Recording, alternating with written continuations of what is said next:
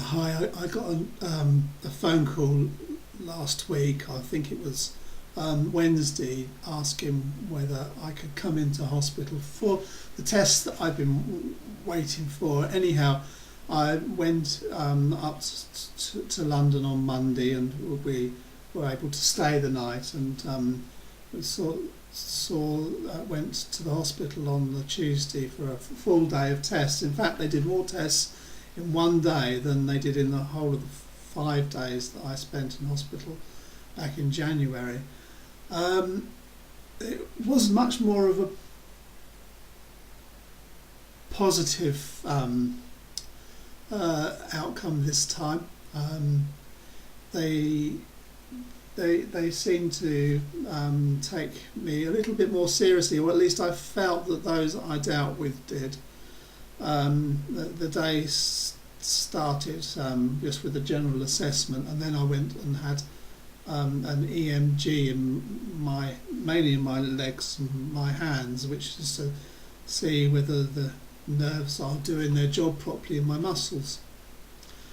Anyhow, I was getting quite a lot of involuntary movements, and the doctor who was doing the test, he said that my EMG was fine, that my muscles seemed to be, my nerves and my muscles seemed to be working okay. But he noticed once again that all the involuntary movements I've got, and he said, well, there's another test that I can't do, but one of my colleagues can do, which will look at those movements. And I said to him that they had tried to do it back in January, but because of the way that I was treated, and particularly by the neurologists and his registrars, that I was so freaked out by it, plus I was on clonazepam, that my voluntary movements were too bad for them to do the test. Anyhow, he went away and came back with another colleague, and they asked me lots more detailed questions as to what had been going on. And anyhow, he said, well, I would try to get this test to be done today, but the lady that needs to do it, the doctor needs to do it, she's actually, you couldn't contact her then, and it depended whether she could fit me in. But as it turned out, they did manage to fit me in the afternoon. Anyhow, later that morning I had a neuropsychological test, which was interesting. I don't know how I went, felt as if I was being back at school, asked to do different tasks and answer questions and repeat long numbers backwards, all this sort of stuff. And I think trying to see how my memory and concentration skills, whether they're as bad as I perceive them, I guess is what they were trying to find out, and as to what's going on. And then after that I was called back for this other EMG. And this time it was not just my muscles were all wired up, I also had an ECG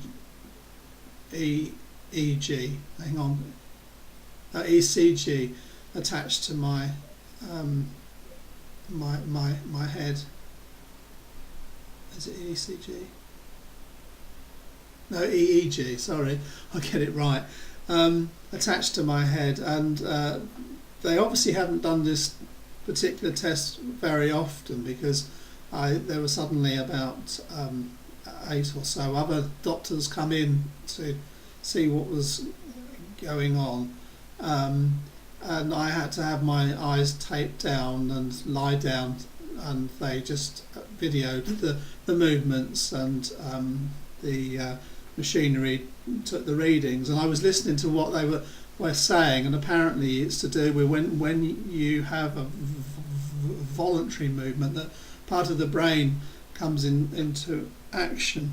So what they were looking at was if I had a movement and that part of the brain didn't fire up, if for want of a better expression, it showed that it was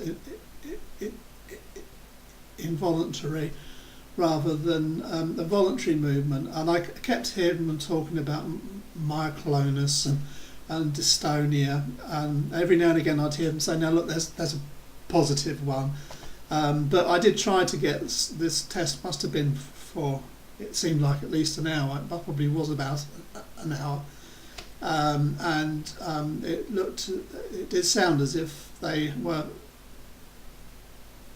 noticing some things that were happening, and that were showing up on the EMG and the EEG. So that was positive. Although I did try to find out whether they'd found anything or not, and they wouldn't say, because they said they needed to analyse all the data. I think that they look at the 2 readings and the video and see try to analyse what was happening when. So that was that, and then I saw a speech and language therapist, and she said obviously I've got some specific stuttering behaviour. She said it was very unusual for someone to suddenly develop it. She also, at that time, I was getting a lot, because I've been talking much more than I normally would, as I usually spend most of the day on my own.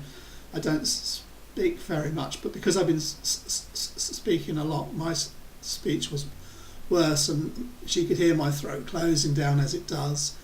And I was telling her that even before I become ill, I was getting moments where I couldn't get any volume to my voice. It sounded really hoarse, and as if I had a sore throat when I didn't, and trying to get people to hear me was difficult. It didn't matter if I tried shouting, I just couldn't get the volume. And I also told her that I'd had an incident in the weeks before, that when my throat felt as if it was closing up, and my neck went and throat went into spasm. Anyhow, we did some different things, and she felt I needed to see, she could hear that there was problems with my throat, sounding as if it was spasming in some way, but she felt I needed to see an ear, nose and throat specialist, so she's going to arrange for that to happen locally. She feels it needs to be investigated more. So overall, it was quite a positive visit to the hospital. I wait to see what the results are. I did make sure that they knew about, because every time they ask me whether I've fallen over, I always say no, but it isn't actually true.